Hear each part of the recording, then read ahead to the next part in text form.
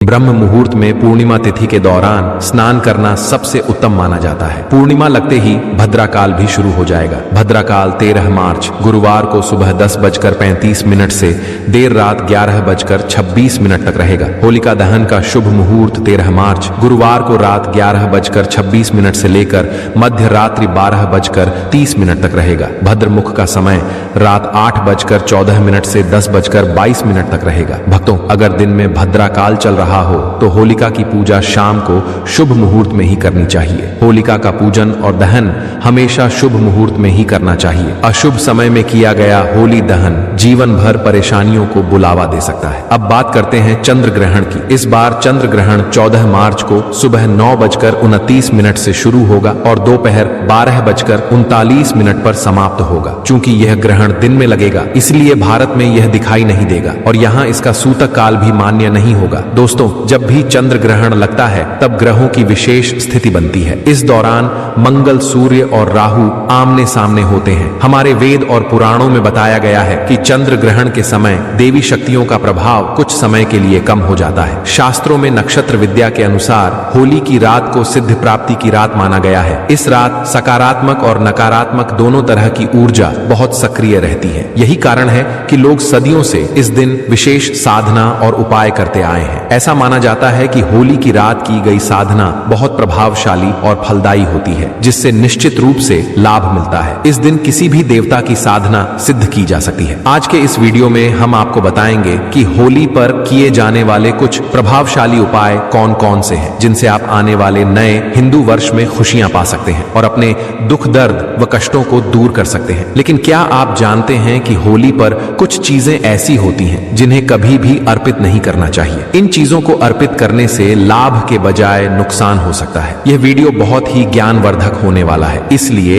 इसे अंत तक जरूर देखें। वीडियो शुरू करने से पहले माता लक्ष्मी का आशीर्वाद पाने के लिए कमेंट बॉक्स में जय माता लक्ष्मी अवश्य लिखें, ताकि उनका आशीर्वाद आप तक सीधे पहुंच सके। शास्त्रों के अनुसार होली के दहन के समय अग्नि में टूटा हुआ या खराब अनाज नहीं चढ़ाना चाहिए। ऐसा करने से होली माता का आशीर्वाद मिलने के बजाय श्राप लग सकता है। पूजा पाठ में हमेशा संपूर्ण और पवित्र चीजों का ही उपयोग करना चाहिए, क्योंकि अधूरी चीजें इस्तेमाल करने से फल भी अधूरा ही मिलता है। होली के दहन के समय जब अनाज अर्पित करें तो उसके ऊपर हरे हरे पत्ते जरूर होने चाहिए। इससे पूजा का प्रभाव और अधिक शुभ होता है। इसलिए ध्यान रखें कि होली की अग्नि में शुद्ध और संपूर्ण चीजें ही चढ़ाई जाएं, ताकि जीवन में सकारात्मकता और खुशहाली बनी रहे। टूटा हुआ अनाज बिल्कुल भी न हो। हमेशा याद रखें कि होली के दहन से ठीक पहले घर में गन्ना अवश्य लाएं और उसकी संख्या 2, 5 या 7 होनी चाहिए। अग्नि में पानी वाला नारियल नहीं चढ़ाना चाहिए, इससे पाप के भागीदार बन सकते हैं। हमेशा सूखा नारियल ही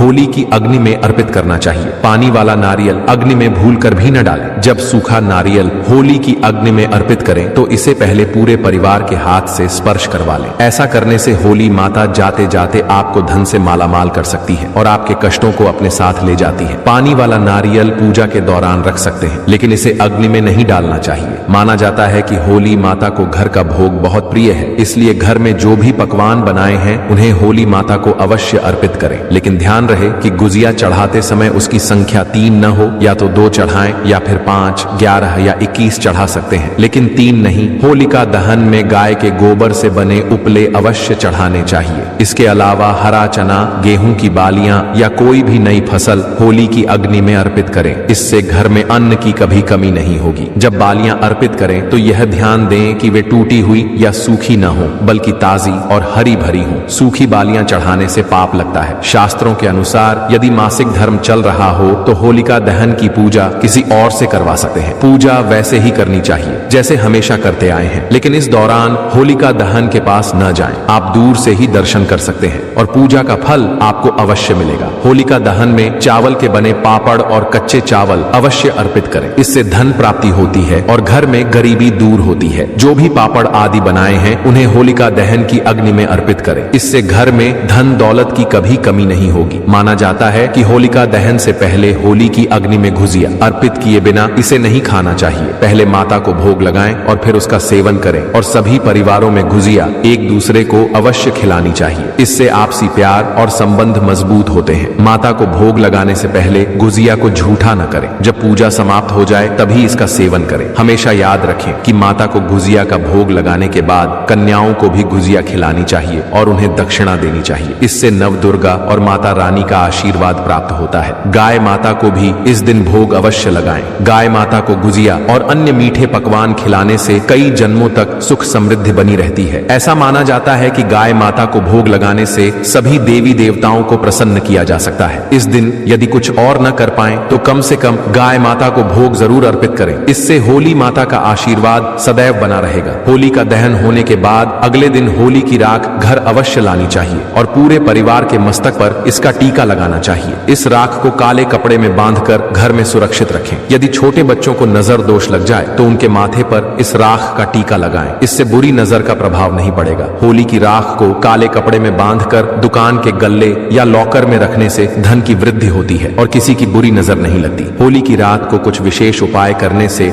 घर में सुख समृद्धि आती है और नकारात्मक ऊर्जा दूर होती है। माना जाता है कि होली के दिन सफेद चीजें किसी से नहीं लेनी चाहिए। इस दिन टोने टोटके अधिक प्रभावी माने जाते हैं और सफेद चीजों के माध्यम से किसी पर बुरा प्रभाव डाला जा सकता है। इसलिए इस दिन सफेद चीजें न लें। वेद पुराणों के अनुसार होली खुशियों और प्रेम का पर्व है। इस दिन मांस और मदिरा का सेवन नहीं करना चाहिए। जो व्यक्ति होली के दिन मांस और शराब का सेवन करता है उसकी अगली योनि कुत्ते की मानी जाती है और ऐसा व्यक्ति कई जन्मों तक कष्ट भोगता है। शास्त्रों में कहा गया है कि भगवान श्री कृष्ण को होली का पर्व अत्यंत प्रिय है। इसलिए इस दिन कोई भी ऐसा कार्य नहीं करना चाहिए जिससे भगवान श्री कृष्ण नाराज हों। होली के दिन गाली गलौज नहीं करनी चाहिए, बड़ों का अपमान नहीं करना चाहिए और देर तक सोने से बचना चाहिए। इस दिन पति पत्नी को संयम रखना चाहिए और ब्रह्मचर्य का पालन करना लाभकारी होता है। होली के रंग नकारात्मक ऊर्जा को दूर कर देते हैं। इसीलिए जो व्यक्ति सच्चे मन से होली खेलता है उस पर होली माता का आशीर्वाद सदैव बना रहता है। ज्योतिष शास्त्र के अनुसार होली के दिन चांदी का सिक्का और एक छोटी डिब्बी जरूर खरीदनी चाहिए। इसके बाद पीले वस्त्र में हल्दी के साथ इसे मां लक्ष्मी के चरणों में रखें। फिर होलिका दहन की रात चांदी की डिब्बी को घर की तिजोरी में रखें। ऐसा करने से घर में कभी धन की कमी नहीं होती। और दोस्तों, होली वाले दिन अपने घर के मुख्य द्वार पर आम या अशोक के पत्तों से बना बंधनवार जरूर लगाएं। वास्तु के अनुसार ऐसा करना बहुत शुभ माना जाता है। घर के दरवाजे पर बंधनवार लगाने से सकारात्मक ऊर्जा आती है और नकारात्मक शक्तियां दूर रहती हैं। शास्त्रों के अनुसार होली के दिन तुलसी के पौधे को बहुत शुभ माना जाता है। इस दिन तुलसी का पौधा लाकर उसे अपने ड्राइंग रूम या हॉल में रखना अच्छा होता है। मान्यता है कि जहां तुलसी का पौधा होता है वहां धन और समृद्धि बनी रहती है। वास्तुशास्त्र में होली के दिन धातु के कछुए को भी शुभ माना गया है। कहा जाता है कि धातु का कछुआ घर में रखने से सकारात्मक ऊर्जा आती है और धन की आवक बढ़ती है। इसीलिए होली के शुभ अवसर पर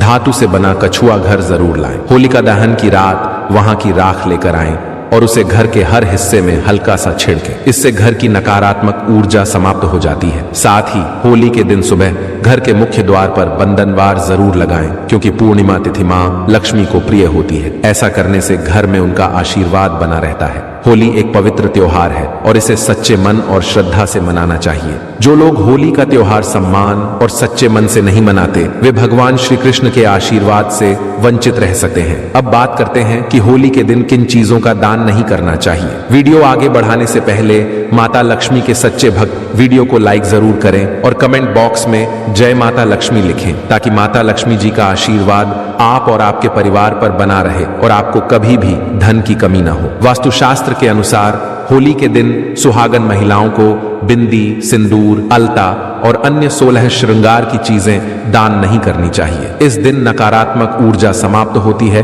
और सकारात्मक ऊर्जा का संचार होता है। ऐसे में इन चीजों का दान करना पति के लिए हानिकारक हो सकता है। आमतौर पर वस्त्र दान करना पुण्य का कार्य माना जाता है, लेकिन होलिका दहन और रंगों वाली होली के दिन वस्त्रों का दान नहीं करना चाहिए। वास्तुशास्त्र के अनुसार इन दिनों वस्त्रों का दान करने से व्यक्ति की सुख समृद्धि और खुशहाली प्रभावित हो सकती है। वास्तुशास्त्र के अनुसार होलिका दहन के दिन पैसों का दान नहीं करना चाहिए। ऐसा करने से आर्थिक स्थिति पर नकारात्मक प्रभाव पड़ सकता है। होली की रात अगर संभव हो तो चुपचाप इस विशेष वृक्ष को छू कर आ जाएं। इससे आपकी गरीबी दूर हो सकती है और जीवन में धन की वृद्धि होगी। भगवान विष्णु और माता लक्ष्मी के आशीर्वाद से आपकी सभी मनोकामनाएं पूर्ण हो सकती हैं, जिससे आप धनवान बन सकते हैं। होली का त्योहार बुराई पर अच्छाई की जीत का प्रतीक माना जाता है। शास्त्रों में बताया गया है कि इस दिन पेड़ पौधे और जीव जंतु जागृत अवस्था में होते हैं, जिनमें कई देवी देवता वास करते हैं। आज के इस वीडियो में हम आपको ऐसे ही एक विशेष वृक्ष के बारे में बताएंगे, जिसमें होली के दिन स्वयं भगवान विष्णु और माता लक्ष्मी का वास माना जाता है। यह कोई साधारण वृक्ष नहीं बल्कि देव वृक्ष है। अगर आप सिर्फ होली वाले दिन इस वृक्ष की पूजा कर लेते हैं तो इससे न केवल आपके पिछले जन्मों के पाप और परेशानियां समाप्त हो जाएंगी, बल्कि आपके जीवन में सुख समृद्धि भी आएगी। यदि आप लंबे समय से नौकरी की तलाश में हैं, तो आपकी नौकरी लग सकती है, आपका रुका हुआ व्यापार फिर से चल सकता है और आपके जीवन में धन की वृद्धि हो सकती है। चाहे आपकी शादी की मनोकामना हो या कोई अन्य इच्छा, इस विशेष पूजा से आपकी मनोकामनाएं पूरी हो सकती हैं। इस साल होली पर एक दुर्लभ संयोग बन रहा है, क्योंकि इस बार होली पूर्णिमा और चंद्र ग्रहण के साथ पड़ रही है। यह एक विशेष अवसर है जब व्यक्ति को अपने जीवन की सभी परेशानियों से मुक्ति पाने का मौका मिलता है। होली का त्योहार समाज में प्रेम और समानता का संदेश देता है। इस दिन हर व्यक्ति जाति, धर्म, अमीरी गरीबी के भेदभाव को भूलकर खुशियां मनाता है। इसे इसलिए भी मनाया जाता है क्योंकि यह बुराई पर अच्छाई की जीत का पर्व है। भगवान विष्णु के भक्त इस दिन विशेष रूप से व्रत रखते हैं और विधि विधान से उनकी पूजा करते हैं, ताकि उनका आशीर्वाद प्राप्त हो। आपकी जानकारी के लिए बता दें कि ऐसा दुर्लभ संयोग 140 वर्षों के बाद आया है। ऐसा अद्भुत और सुनहरा मौका अब आपके पास है। अब आप सोच रहे होंगे कि होली पर इस पेड़ को छूने से माता लक्ष्मी जी का आशीर्वाद कैसे मिल सकता है। दोस्तों, होली से एक दिन पहले होलिका दहन किया जाता है। आखिर होलिका दहन क्यों किया जाता है? इसका कारण यह है कि भगवान विष्णु ने भगवान नरसिंह के रूप में अवतार लेकर हिरण्यकश्यप का वध किया था। उसी दिन हिरण्यकश्यप की बहन होलिका भी जलकर भस्म हो गई थी। इसलिए हिंदू धर्म में होली खेलने से एक दिन पहले होलिका दहन किया जाता है। पुराने समय में लोग सुबह जल्दी उठते थे, पूरे घर की सफाई करते थे, स्नान करते थे और किसी भी देव वृक्ष को जल अर्पित करते थे। उन्हें यह भली भांति पता था कि वृक्षों और पौधों में अलौकिक शक्तियों का वास होता है। देवी देवताओं की दिव्य शक्तियां इनमें समाई होती हैं। यदि प्रतिदिन वृक्षों को जल चढ़ाया जाए और उनकी पूजा की जाए तो व्यक्ति के जीवन की हर समस्या दूर हो सकती है और चमत्कारिक बदलाव आ सकता है। होली के दिन यदि आप कुछ विशेष वृक्षों को छूकर आते हैं और वेद पुराणों के अनुसार थोड़ी पूजा अर्चना कर लेते हैं तो भगवान विष्णु और माता लक्ष्मी जी का आशीर्वाद निश्चित रूप से प्राप्त होगा। यदि आपको भगवान विष्णु जी का आशीर्वाद मिल गया तो आपके जीवन में भाग्य का साथ मिलेगा। राहु, केतु और नवग्रह आपके पक्ष में आ जाएंगे। दोस्तों, व्यक्ति के जीवन में राहु और केतु का नियंत्रण भगवान विष्णु जी के हाथों में होता है। यदि आप इस उपाय को पूरी श्रद्धा से करेंगे तो माता लक्ष्मी जी की कृपा से आपके सभी आर्थिक कष्ट और परेशानियां समाप्त हो जाएंगी। आपके धन आने के मार्ग खुल जाएंगे और उसमें निरंतर वृद्धि होगी। माता लक्ष्मी जी के आशीर्वाद से आपका आने वाला समय बेहद शुभ और सौभाग्यशाली होगा। इसलिए इस वीडियो को अंत तक जरूर देखें, न सिर्फ अपने लिए बल्कि अपने पूरे परिवार के कल्याण के लिए। यदि आप चाहते हैं कि माता लक्ष्मी जी और भगवान विष्णु जी का आशीर्वाद आपके परिवार पर हमेशा बना रहे और इस होली पर आप समृद्ध बने, तो पूरी श्रद्धा और विश्वास के साथ इस वीडियो को लाइक करें। कमेंट बॉक्स में अपनी राशि जरूर डालें, क्योंकि इस होली पर आपकी राशि के अनुसार कुछ खास उपाय हो सकते हैं जिनका पालन कर आप जीवन में लाभ पा सकते हैं। हम आपके कमेंट का जवाब जरूर देंगे, लेकिन आपसे निवेदन है कि वीडियो को लाइक करना न भूलें। दोस्तों, होली के दिन एक विशेष वृक्ष को छूने से आपको अद्भुत लाभ मिल सकता है। यह वृक्ष है गूलर का वृक्ष। आपने बिल्कुल सही सुना। जब भगवान नरसिंह जी ने हिरण्यकश्यप का वध किया तब उनके नाखूनों में तेज खुजली होने लगी, जिससे उन्हें असहनीय पीड़ा होने लगी। इस पीड़ा से राहत पाने के लिए उन्होंने अपने नाखून गूलर के वृक्ष पर रगड़े। इससे भगवान नरसिंह जी को तो आराम मिल गया, लेकिन गूलर के वृक्ष को पीड़ा होने लगी। तब गूलर के वृक्ष ने भगवान नरसिंह जी से विनती की, प्रभु, आपकी पीड़ा तो समाप्त हो गई, लेकिन अब यह पीड़ा मुझ पर आ गई है, मैं क्या करूं? भगवान नरसिंह जी ने कहा, गूलर वृक्ष, चिंता मत करो, थोड़ी ही देर में तुम्हारी पीड़ा भी समाप्त हो जाएगी। तुम्हारी उदारता से मैं बहुत प्रसन्न हूं। अब हर होली के दिन माता लक्ष्मी और मैं स्वयं तुम पर वास करेंगे। इसीलिए वेद पुराणों में कहा गया है कि यदि होली के दिन एक लोटा जल लेकर गूलर के वृक्ष को अर्पित किया जाए और उसे छू लिया जाए तो वह वृक्ष व्यक्ति के जीवन की सभी परेशानियों, कठिनाइयों और समस्याओं को अपने में समाहित कर लेता है। इससे जीवन में धन, सुख, समृद्धि और ऐश्वर्य की प्राप्ति होती है और सभी मनोकामनाएं पूर्ण होती हैं। यदि होली के दिन गूलर के वृक्ष को छू लिया जाए तो साक्षात भगवान विष्णु और माता लक्ष्मी का आशीर्वाद मिलता है, जिससे आप और आपके परिवार के जीवन में सकारात्मक और चमत्कारी बदलाव आता है। अगर आप चाहते हैं कि आपका भाग्य हमेशा आपका साथ दे, जो भी काम शुरू करें उसमें सफलता मिले, नवग्रह आपके अनुकूल हो जाएं और आपको भगवान विष्णु जी का आशीर्वाद मिले, तो आपको बस यह छोटा सा उपाय करना है। होली के दिन सुबह से रात तक किसी भी समय अच्छी तरह स्नान करें, 1 लोटा जल लें और उसमें 5 इलायची डालें। घर के पास किसी भी पीपल के वृक्ष के पास जाएं। भगवान श्री कृष्ण ने भागवत गीता में कहा है कि वृक्षों में मैं पीपल हूँ, इसलिए पीपल का वृक्ष हिंदू धर्म में सबसे पूजनीय माना जाता है। वेद पुराणों में बताया गया है कि भगवान विष्णु जी होली के दिन पीपल के वृक्ष में वास करते हैं। आपको बस यह करना है, 1 लोटा जल पीपल के वृक्ष को अर्पित करें, पीपल के वृक्ष की 11 परिक्रमा करें, क्योंकि माता लक्ष्मी और भगवान विष्णु को 11 संख्या बहुत प्रिय है। 11 बार भगवान विष्णु जी के बीज मंत्र का जाप करें। ओम नमो भगवते वासुदेवाय नमः। यदि आपने इस होली पर चंद्र ग्रहण और पूर्णिमा के दिन यह उपाय कर लिया तो आपका दुर्भाग्य दूर हो जाएगा और आपका भाग्य प्रबल हो जाएगा। दोस्तों, आपको हमारी यह जानकारी कैसी लगी?